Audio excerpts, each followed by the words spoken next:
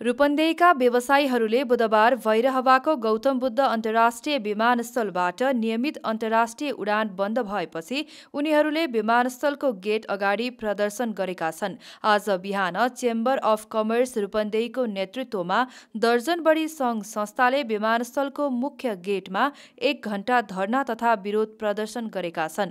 व्यवसायीहरूका अनुसार भैरहवा विमानस्थलमा नियमित उडान पुनः चालु नगरे आन्तरिक उडान समेत बन्द गराउने चेतावनी उनीहरूले दिएका छन्।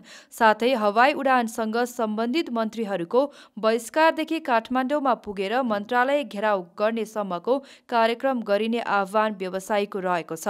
2079 साल जेठ 2 गते उद्घाटन भएको विमानस्थलमा नेपाल सरकारको 37.4% र एसियाली विकास बैंकको 62.6% लगानी रहेको छ।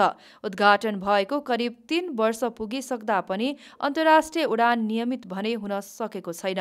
व्यावसायिक सङ्घ संस्थाहरूले प्रधानमन्त्री, विभागीय मन्त्री, प्रमुख दलका नेताहरूलाई ज्ञापन पत्र बुझाउनुका साथै सडक प्रदर्शन गरे पनि अन्तर्राष्ट्रिय विमानस्थल नियमित सञ्चालन भने हुन सकेको छैन।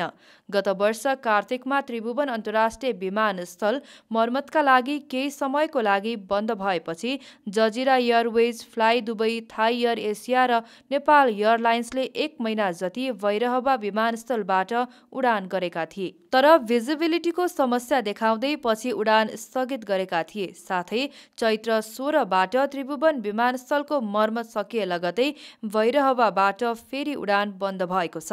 यसरी पटक पटक उडान हुँदै बन्द हुने क्रम जारी भएपछि त्यहाँका व्यवसायी मर्कामा परेका छन्। साथै उनीहरू बारम्बार नाराबाजी र विरोध गरेर पनि आजित भएका छन्।